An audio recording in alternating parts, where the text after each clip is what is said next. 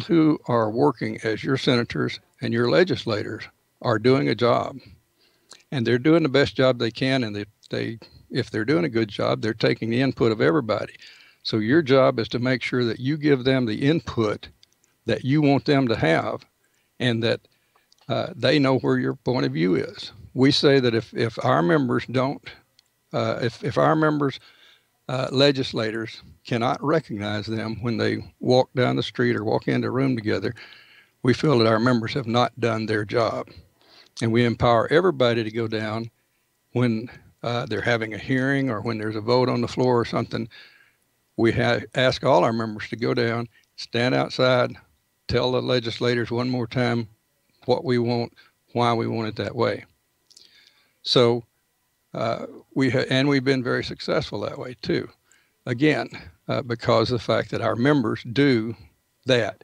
We ask our members, we basically tell them when we have a bill that's in a hearing or a bill on the floor, something that we want them to get involved in, we send out an email, we remind them this is coming up, contact your legislators, tell them this is what we want or this is what we don't want. But we always say the same thing: be polite, urge them to vote your way. People will vote for people that they like much sooner than they will for people that they don't like. You're not going to get anywhere threatening a legislator. Look at it this way: if a guy won his district last year by 2,000 votes, and he gets 3 people call him up and tell him if he doesn't vote for this bill, they're never going to vote for him again, the only repercussion is he'll win by 1,997 next year. You have to convert that guy to your way of thinking, just like you would in any other sales position selling anything in this country. Now, like I said, we have worked diligently. We've always had our plan. Gary, I got a question for you. Okay. Since you specifically spent a lot of time in the gun lobby, for example, and we know that there are many sides to that argument in our society today. So the question is if you could name one major thing the opponents of bills you've been behind did wrong that led to them losing, what would it be? Well, one thing that comes to mind right away is last year,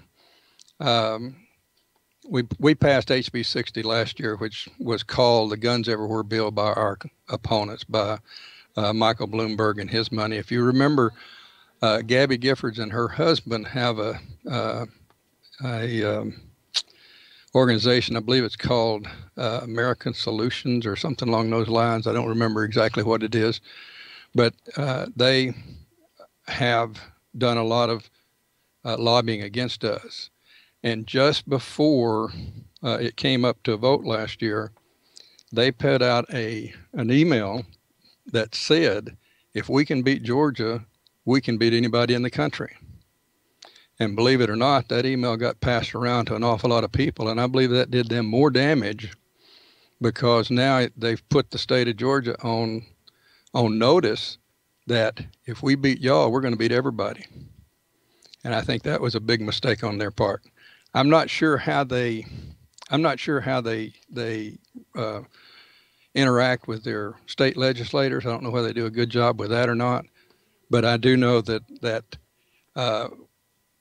they, again, not just Gabby Giffords, but our opponents have a tendency to try to put out studies and do things of that nature that are not factual at all, and it does not take us long to knock those down. Anything else? Matt, turn me on. You're on. Yeah, and that's great information. It's an interesting story to hear something done like that, because when you said it, it was like, oh, that's a mistake. As soon as you said it, it's like, oh, that shouldn't have done that. A lot of people like to keep politicians accountable publicly. In the long run, do you think this is effective for passing legislation? I don't really think that it is. Now, I have nothing against them being held accountable and all, but one of the things that we try not to do is to never down somebody for their vote or anything else in public. we will tell them that we think it was a mistake and that we think they should have voted the other way. But as far as us coming out on TV or on Facebook and saying these people are anti-gun or against your rights or any of that, we don't do that. And the reason we don't do that, I was told a story, or I was given some advice by one of our, actually it was our first Legislator of the Year award winner, a guy by the name of Tim Bearden out of Villa Rica, Georgia. He was a legislator at that time. And he and I were talking, and I was complaining about a certain person in the General Assembly, how I didn't like the guy because he was against us last year. He stopped us from getting a good bill through, and I just couldn't stomach him too much. And his advice to me was, he said, that was last year. Forget about it, get over it, because in politics, your worst enemy last year may be your best proponent next year. And I found that to be true. And with that particular person, I took his advice. And the next year, he was one of our biggest proponents and helped us get HB 60 passed. So you can't hold grudges, and you can't throw up any kind, in my opinion, you can't throw up any kind of barricade between you and the people that are in power. Now, you can do it privately, but when you start doing it publicly, you start hurting your cause and everybody else's cause as well. Back on. You're on. Great.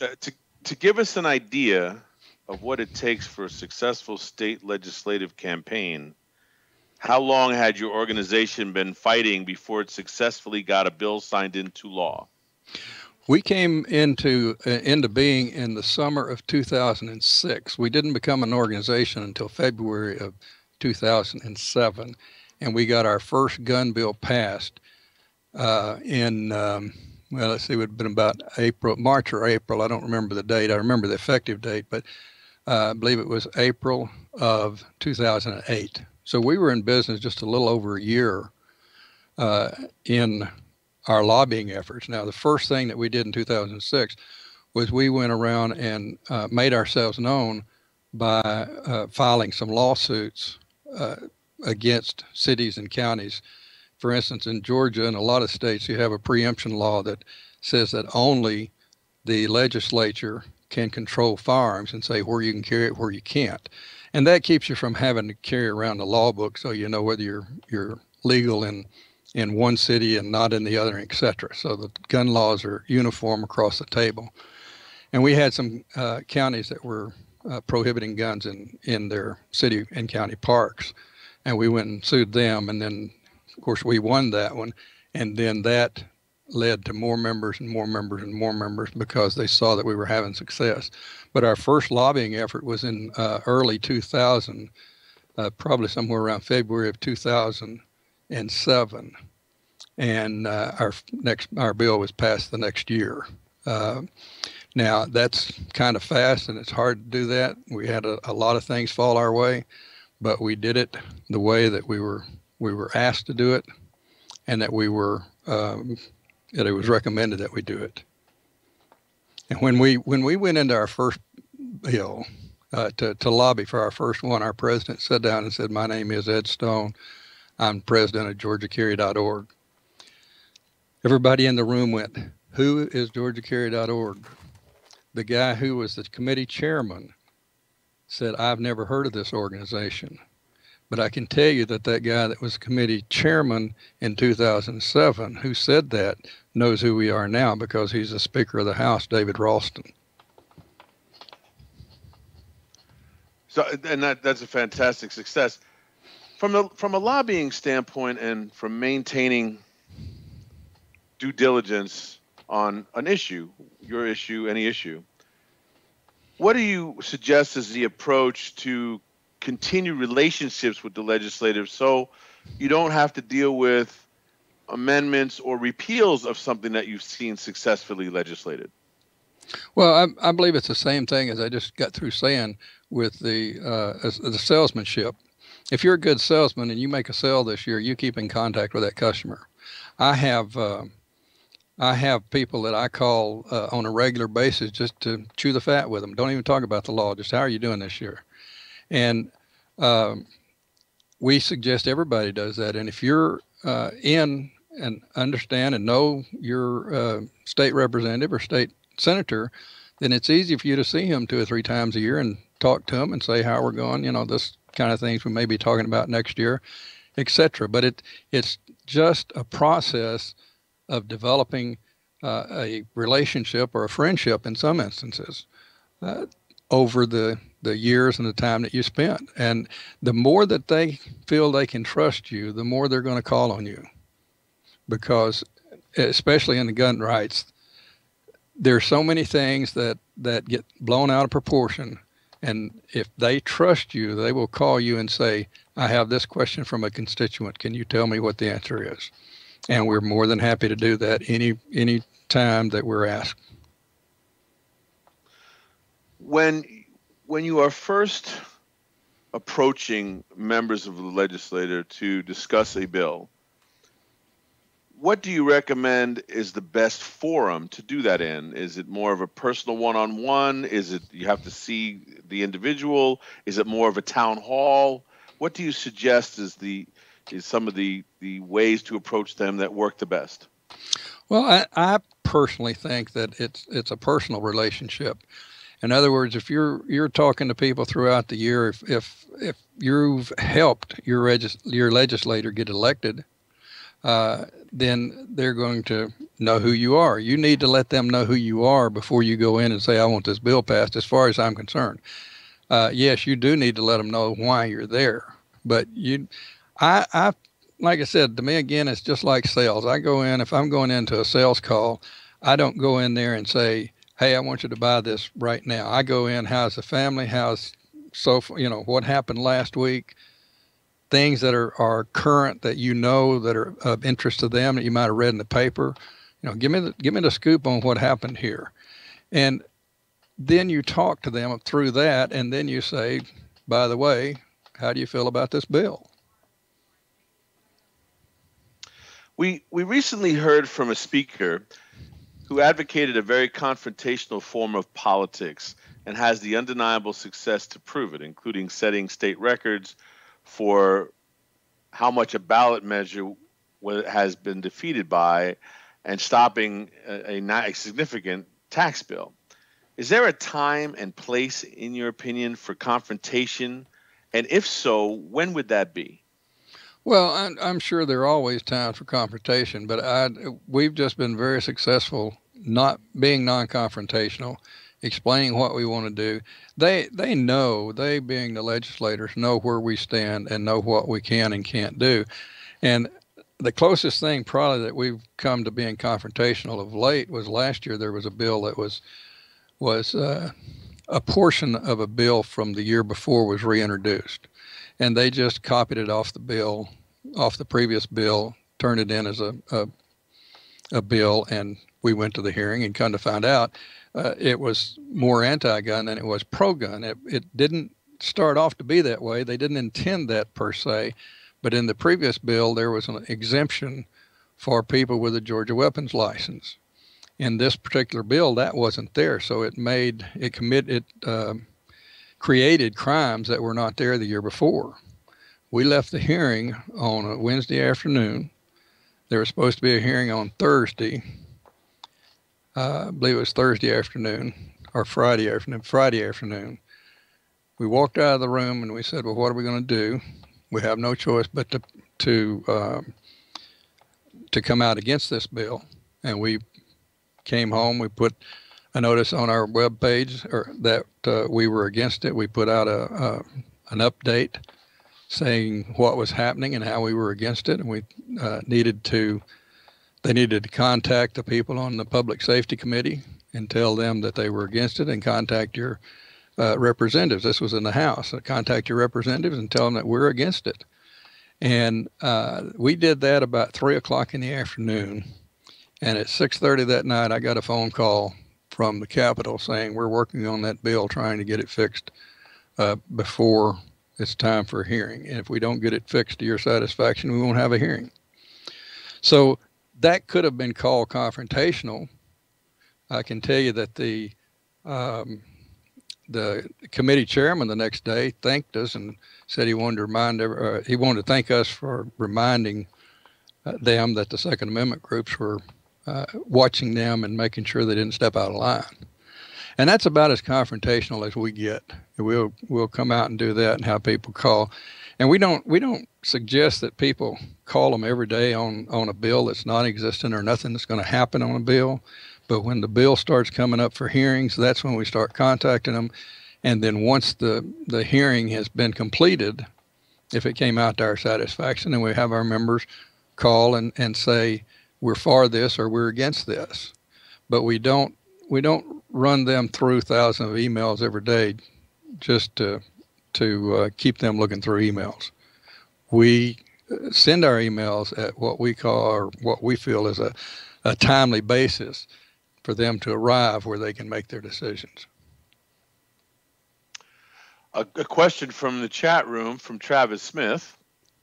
What advice would you give to someone looking to draft a piece of legislation and promote it? Well, one of the first things you need to do is you need to find a legislator, senator, legislator, whatever it might be, who is on your side, in your camp, and understands what you want.